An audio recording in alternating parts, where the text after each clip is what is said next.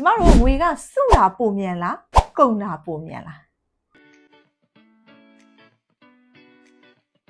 မင်္ဂလာပါရှင်ကျမကတော့ AI မြန်မာရဲ့ Financial Service Consultant ဖြစ်တဲ့မက်ကလေးခိုင်ဝေဖြစ်ပါတယ်ရှင်လူတော်တော်များများကငွေစုတယ်ဆိုတာအပိုသုံးဖို့အိမ်ဝယ်ဖို့ကားဝယ်ဖို့လို့ပဲထင်တတ်ကြပါတယ်ဒါပေမဲ့တကယ်အရေးကြုံလာတဲ့အခါဥပမာအဖြစ်ကျမတို့ရုတ်တရက်ခွဲစိတ်ရတာမျိုးမှာကျမတို့စုထားတဲ့ငွေထက်ကုန်ကျစရိတ်ကကုန်တာပိုမြင့်နေဆိုတာကိုသတိထားမိပါသလားရှင်ကျမတို့ဆေးရုံစရိတ်ဆိုတာကြိုတင်ခြံထားလို့ရတဲ့အရာမျိုးမဟုတ်ပါဘူးဒါကြောင့်ပဲဒီနေရာမှာ insurance ရဲ့အခန်းကဏ္ဍကအရေးကြီးလာတာဖြစ်ပါတယ်ဒီမကောင်းလို့ယောဂတစ်ခုခုဖြစ်လို့ဆေးရုံတက်ရတဲ့အခါကိုပင်ပင်မန်းမန်းစုထားတဲ့သိန်း10ချီရာချီကိုကြပြိုင်နဲ့တည်းထုတ်သုံးရပါတယ်တကယ်လို့များမလောက်ငှခဲ့ရင်သူများစီကချင်းငှားတာမျိုးတွေကိုလုပ်ရပါမယ်ဈေးကြီးဆုံးသတင်းကဆေးရုံကတင်ဖြစ်တာကြောင့်ကျမတို့စုထားသမျှတွေကလည်းခဏလေးအတွင်းနဲ့ကုန်သွားနိုင်ပါတယ်တနေ့ကိုကျမတို့တရေစာမုတ်စားတလောက်လေးပဲပုံမှန်ပရီမီယံဈေးလေးပေးထားရုံနဲ့ကျန်းမာရေးပြဿနာကြုံလာတဲ့အခါ